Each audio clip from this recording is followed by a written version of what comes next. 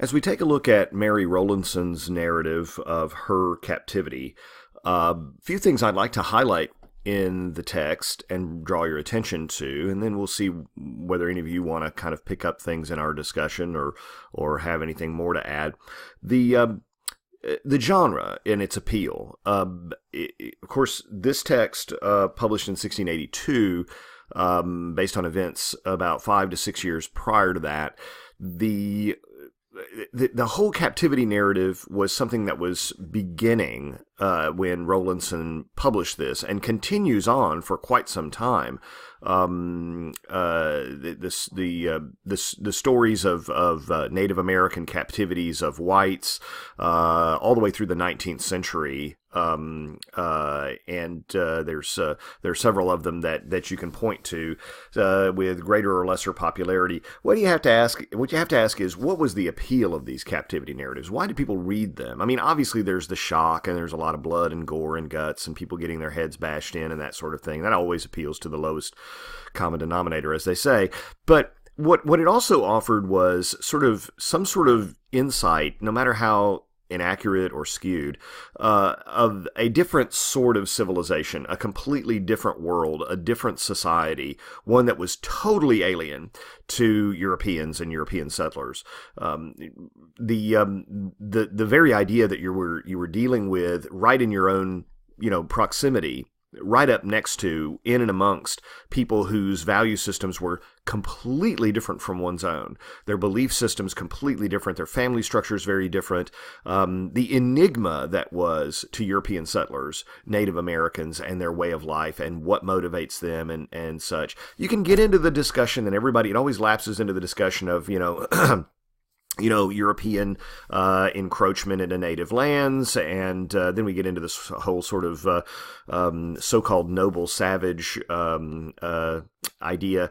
That it's a silly tail chasing kind of argument in some respects, because what I'm really interested in is how do these cultures perceive each other? Not who's right, who's wrong, who was at fault, who's at blame, but how do the cultures perceive each other? And this is a great text for to use as a lens into that, because obviously we don't get the Native American perspective here, but we do get a European perspective, and there's every reason to believe, in my view, if you read through this, the ethos really comes through here. There's every reason to believe that Rowlandson was being about as honest as one could be. She is a woman who is a Puritan and who is a European settler in the area, so she's going to have her own way of perceiving things. She's naturally going to see the Native Americans as being horrible savages and this sort of thing, and much of what they do, I think she's probably telling the truth. One of the things you have to ask is what is her veracity with respect to this tale? How, is she telling the truth? And I think one way we can kind of gauge that, not only can we point to her Puritan convictions and say, well, I mean, she's an adherent to a religion that really believes very strongly in not lying and not fabricating things. They were a very austere religion. Doesn't mean people who are religious don't lie, but at least, you can drop one small stone in that side of the scale when you're weighing veracity. Another thing, though, I think that's very important, if you notice this, at one point she repeatedly says that they did not sexually assault her. Now, that is something that could be self-serving on her part. Sounds odd to say that, and I'll explain in a moment. Or it could just be reiterating, no, I'm telling the truth. She could have alleged that she was assaulted, and that would have been something that would have gained her considerable sympathy. It would have been a horrible condemnation of the Native Americans who kidnapped her. It would have roused anger and outrage that a white woman had been treated this way, and shock and horror. And she did not do that because she's telling the truth. The second thing, though, the other side of that, the flip side of that coin, is that it's somewhat self-serving. Because if you think we live in a culture today, and we do, where there's a lot of victim blaming when it comes to sexual assault, at that time, oh my goodness, I mean, that would have been something that a lot of women, most women, probably would never have confessed to. And it sounds weird to say even confess, because there's no culpability, obviously, on the part of a victim, but they would have been perceived as someone who was lesser because of it. and there would have been a lot of shame and a lot of guilt and that sort of thing. So when she says they did not sexually assault me, and she doesn't say it in those times of words, but she's clearly indicating that that was not the case. Are we to believe her, or are we to say, oh, she's just covering for her own reputation? I believe we're to believe her, and I think that there's reason for her to simply tell the truth here. I think she's rather surprised by it.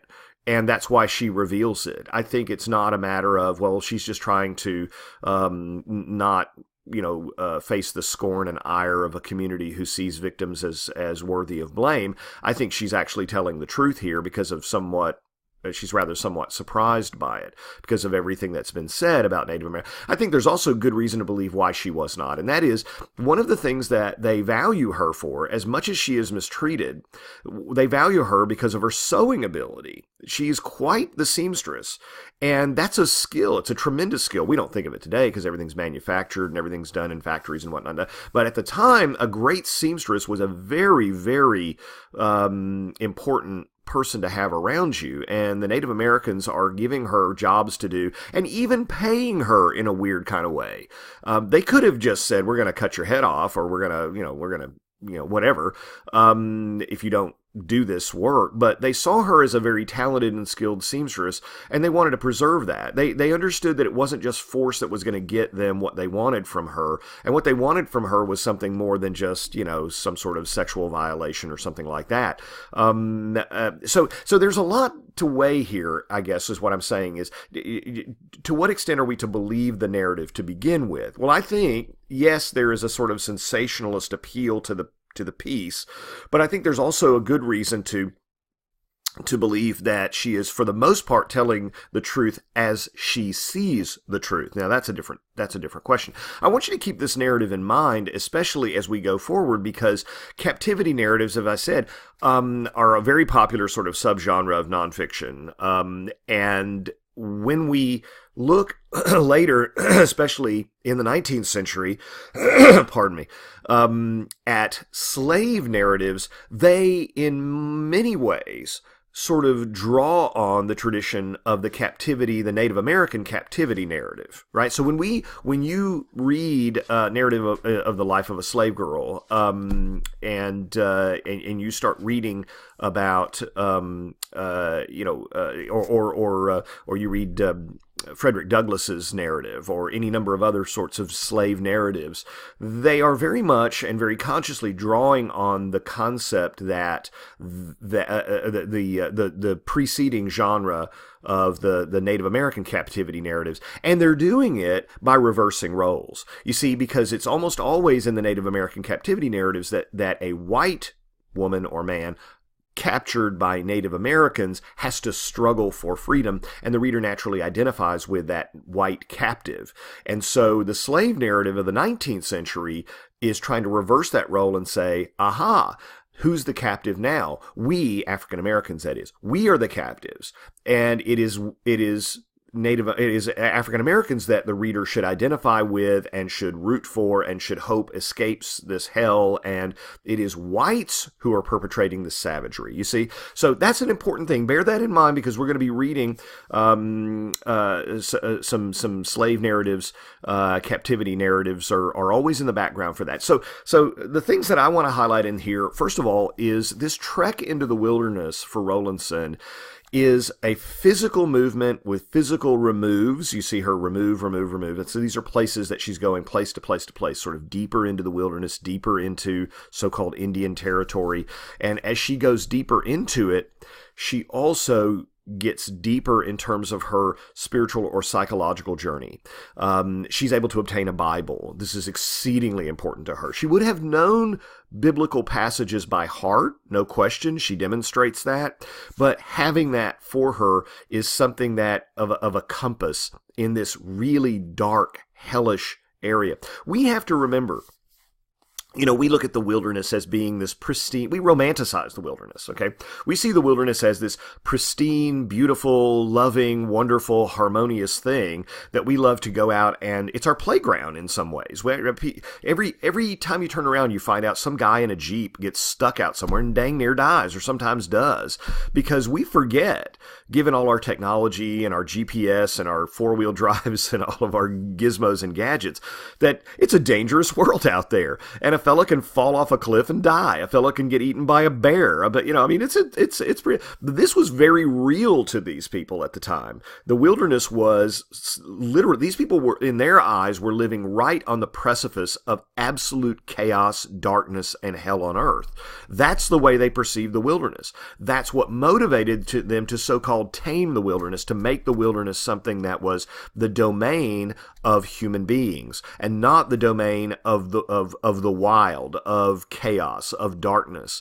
And so she's being dragged into this dark realm where the rules don't apply, where nothing is predictable, where chaos and lawlessness reign. There is no law. You see this in James Fenimore Cooper and other sort of frontier fiction, where that boundary between the civilized world and the dark wilderness is the frontier itself, where that transition between wilderness and civilization is taking place. That borderland is the stage for Cooper's dramas frequently. By dramas, I mean his novels, but so you see her getting darker, and of course, as a Puritan, she, like Anne Bradstreet, why do you think I chose these two together, right? Not just because of proximity and time, but because they're dealing with a sort of psychological or spiritual, and in many cases, crisis. At least and that is testing their Puritan faith and their Puritan belief system. In the case of Rowlandson, she has to ask that question that Bradstreet asked, which is, why is this happening to me? Why has this happened? Is it because of something I've done? Is it because God is testing me? Is it because why? It's almost a Job-like narrative in some respects. And so as she goes further into the wilderness, she loses her children. She is disconnected. She eventually is brought back and ransomed, but the ordeal is something that will change her tremendously. You got to believe that she has some sort of PTSD after a thing like that. It's just appalling to have witnessed and to experience what she experienced. Of course, this was a war that was initiated by King Philip, one of the Native American chiefs of the area, and it was in response to a lot of different things. The tensions back and forth between these two groups. Get into that with a history class if you want to. The other thing that is very important that I see in the text that deserves attention is the alienation theme. To be plucked out of the world you know and placed into a completely alien world makes Mary Rowlandson the other, makes her the alien, makes her the foreigner. And we get to see what it feels like, right? And so imagine a European audience or an Anglo audience living in the colonies, reading what it would be like, reading through her words, living through her words and seeing through her eyes what it would be like to be the foreigner, to be the other person, the alien of sorts. And so how isolating that is, how she clings, of course, to Scripture, to her Bible, to her faith, because it's all she has to sort of make sense of what's happening to her. There's no rhyme or reason. That she doesn't understand why she's treated the way she is. She doesn't understand. There's no reasoning in the same way that one would reason with someone in one's own culture, right? When we talk to people within our own culture and we try to reason with them and we try to bargain with them or we try to talk things out with them, it's usually because we're playing on a playing field where we share similar values, where we share a similar worldview. Trying to do that with people who really don't share that, and this is not a criticism of that, it's simply that it's just different, makes it geometrically more complex. And, I say one thing and say, well, if I do this, will you do this? And they simply say, well, no, we're not interested in that. Well, why wouldn't you be interested in that?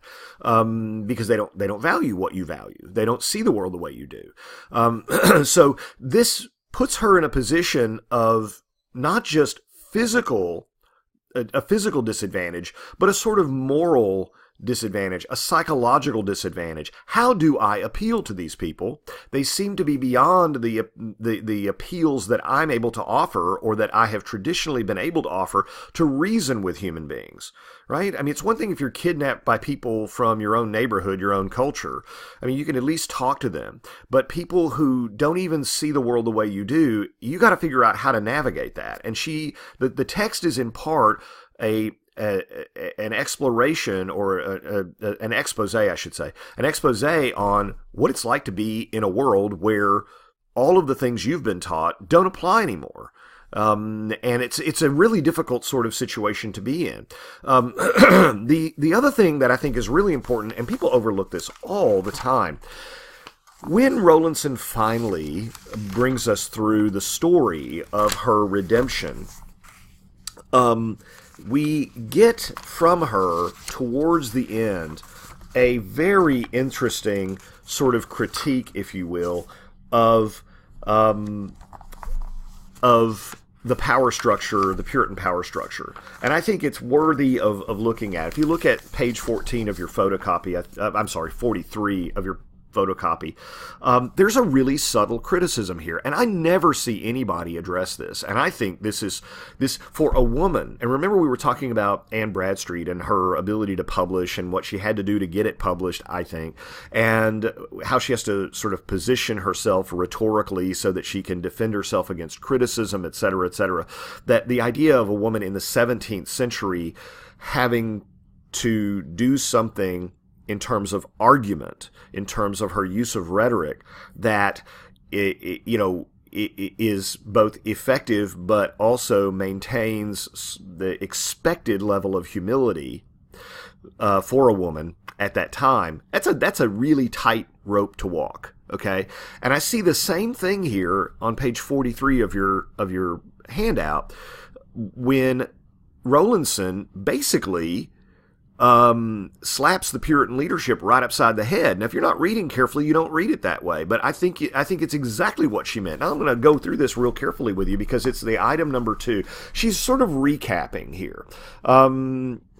She's reflecting, okay? And by the way, you can view the text also as this wonderfully cathartic sort of writing it out, talking it out, which a lot of PTSD victims and trauma victims have to do to come to terms with traumatic things that happen to them. It's very therapeutic and whatnot. So you can look at the text that way too. It's a really wonderful way to view the text as something that she felt like she needed to do because I got to make sense of this, and I got to write it down to make sense of it or talk it through.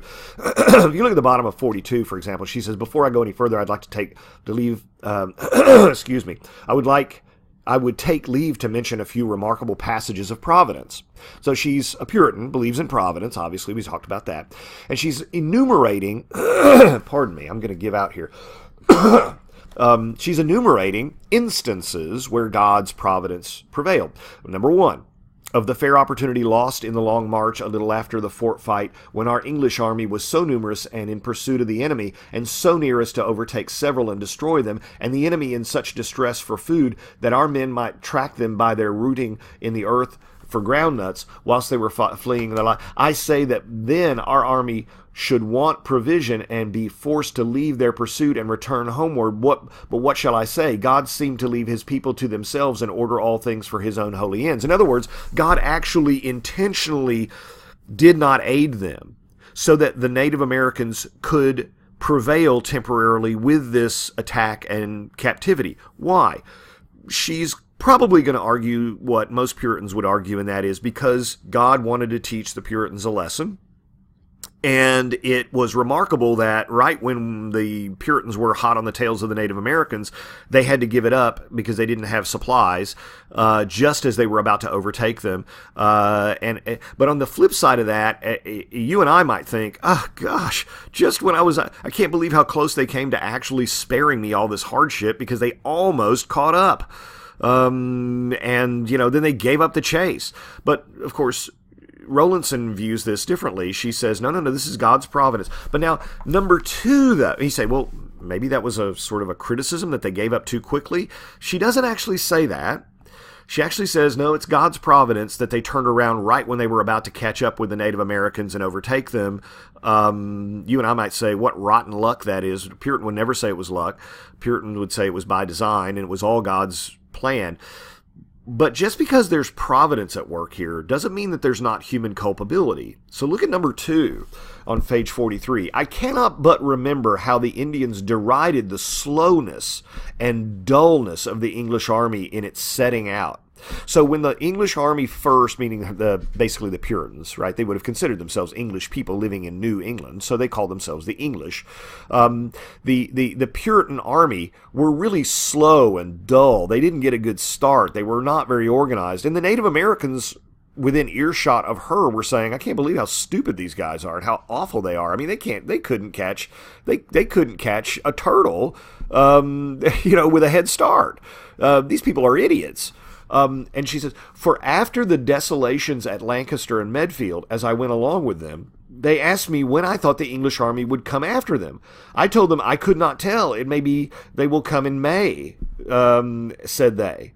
Thus did they scoff at us, as if the English would be a quarter of a year getting ready. Right? I can't believe your people they haven't gotten a dress to come after us today. Where the heck are your guys? Are they going to come get us, or are they going to come after us? Are they going to chase us or not?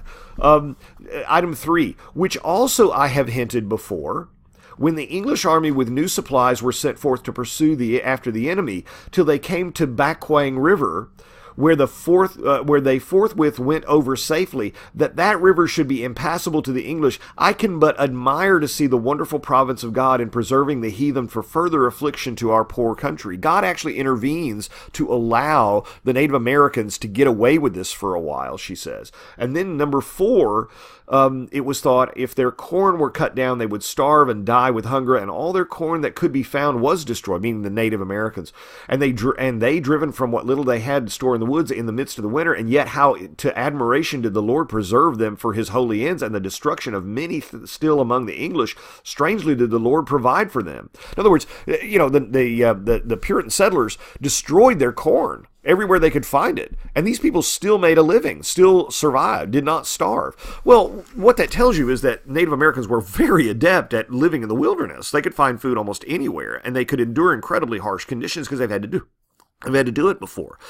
But look at what this is. I mean, you look at all these different, Providence did this and Providence did that, and Providence helped preserve the Native Americans so that they could carry this out because God had some sort of plan to discipline us, to chastise us, to punish us, because we as a people were falling short of what our mission was over here, et cetera, et cetera, et cetera. Okay, that's all fine and well. But you cannot avoid, especially with item number 2 there, you cannot avoid feeling that, or can't ignore, I should say, the idea that there is a very subtle criticism here that we did not have our act together. We, the English Puritan settlers, had incompetent leadership, and maybe it was God's providence that we have incompetent leadership, but that does not absolve the leadership of doing better than it had done. This is as close to a criticism of the political establishment and the military establishment as I think she can get.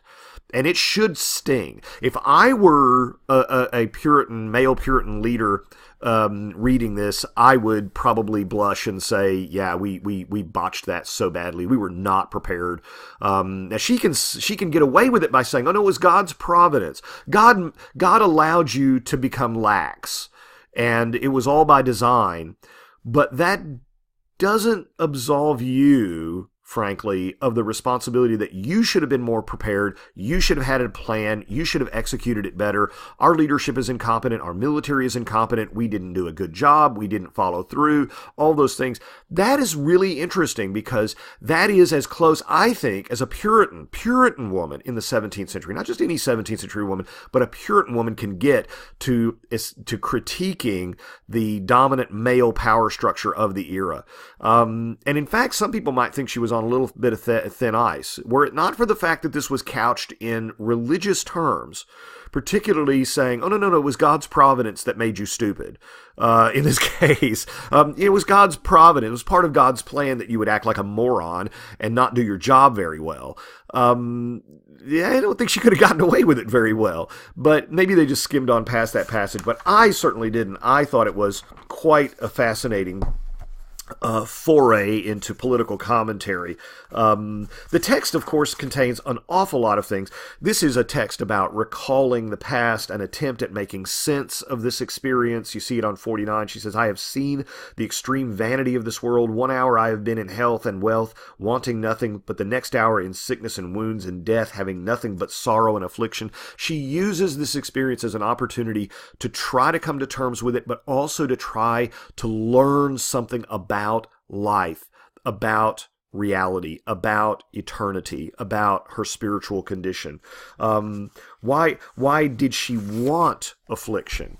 Because at the end she says, I'm glad these bad things happened to me. Why? Because she sees this kind of hardship and punishment as something that led to greater and deeper enlightenment about those deeper questions in life.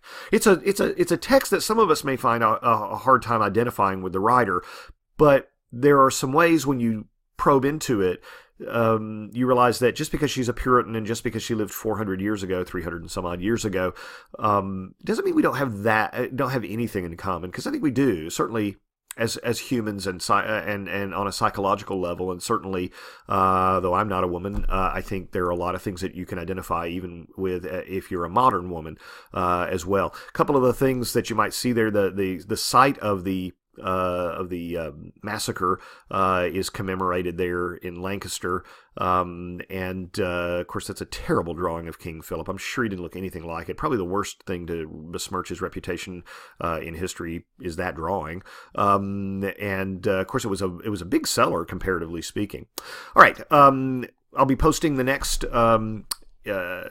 commentary, if you will, on the next set of readings towards the end of this week. Please check your email, and I'll have some other instructions for you as well as to how to get launched. Thank you.